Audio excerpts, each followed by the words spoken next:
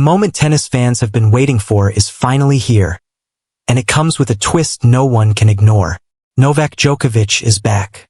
But instead of a smooth return, he's walking straight into one of the toughest draws you could imagine at the Italian Open. After weeks on the sidelines, questions were everywhere. Is he fully fit? Can he still dominate on clay? And now, with the draw revealed, there's a new question.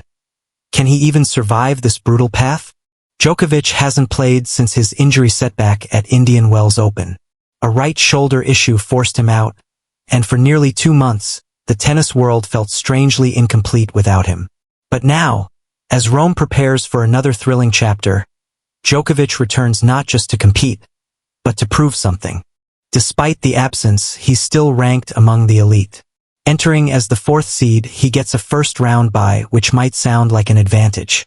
But in reality, it also means his first match comes against an opponent who has already adapted to the conditions. And on clay, that matters. His opening test could be against a qualifier or Martin Fucsovics, a player known for grinding rallies and physical endurance. Not exactly the ideal warm-up match when you're coming off an injury. It's the kind of matchup that can quickly turn uncomfortable if your rhythm isn't there. If Djokovic clears that hurdle, things don't get easier. The next round could bring names like Hugo Humbert, Fabian Maratson, or Vit Capriva. Each of them brings a different challenge, whether it's unpredictable shot-making or relentless baseline pressure. And on clay, unpredictability is dangerous. Now imagine this. You're still finding your timing, still adjusting to match intensity, and suddenly you're facing a player who has nothing to lose. That's where things can get tricky, even for someone like Djokovic. Then comes the round of 16 where the real pressure begins to build. Potential opponents include Karen Khachanov or Arthur Rinderknech.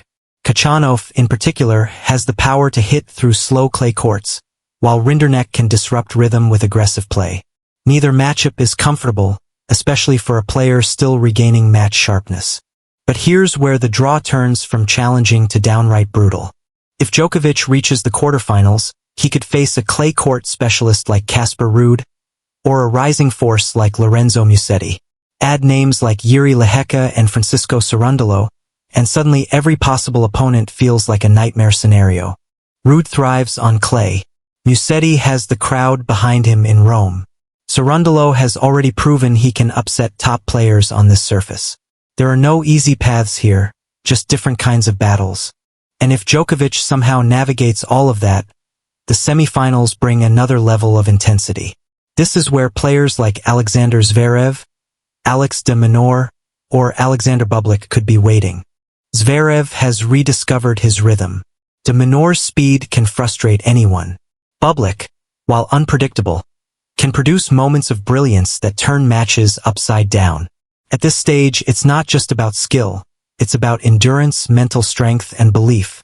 And then comes the final hurdle. If Djokovic reaches the final, he could face some of the most dangerous players in the world right now.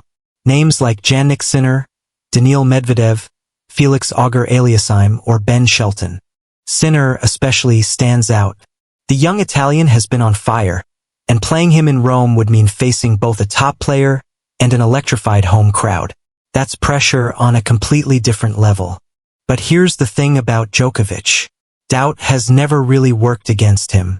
At 38, many expected him to slow down. Instead, he reached the final of the Australian Open earlier this year, even defeating Sinner along the way. He eventually lost to Carlos Alcaraz, but the message was clear. He's still here, and he's still dangerous. His current season record might not be overwhelming, but it shows consistency. More importantly, it shows resilience. Because every time people start questioning him, he finds a way to respond. And recently, those questions have shifted towards something bigger, retirement. With his absence and age becoming talking points, speculation started building again. Is this the beginning of the end? Is Djokovic finally slowing down? His answer was simple, honest, and very telling. He made it clear that his love for the game is still the driving force. The competition, the challenge, the thrill of going up against the next generation.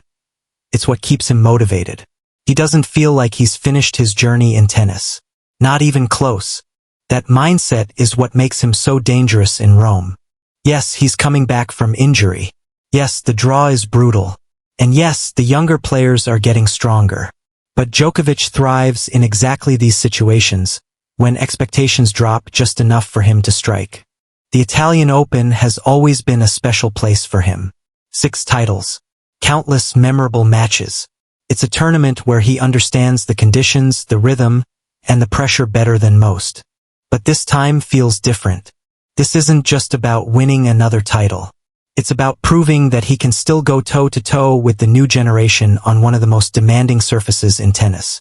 It's about building momentum heading into the French Open. And most importantly, it's about reminding everyone why you should never count him out. Because if there's one thing history has shown us, it's this: writing off Djokovic is a mistake. So now the stage is set. A challenging draw, a returning legend, and a field full of hungry contenders ready to take him down. The question is, how far can he go? Will he find his rhythm early and build momentum match by match? Or will the lack of recent play catch up with him against in-form opponents? Can he handle the physical demands of clay after injury? And if he reaches the later rounds, does he still have enough left in the tank to outlast the younger stars? There are no easy answers. Only matches that will reveal the truth. One thing is certain though: every round Djokovic plays in Rome will feel like a final. Every opponent will see it as an opportunity. And every point will matter. This isn't just a comeback. It's a test. And if Djokovic passes it, it could change the entire narrative heading into the rest of the season. So what do you think? Can Novak Djokovic conquer this brutal draw and make a deep run in Rome? Or is this where the next generation takes control? Let me know your predictions in the comments, because this tournament might just give us one of the most unforgettable storylines of the year.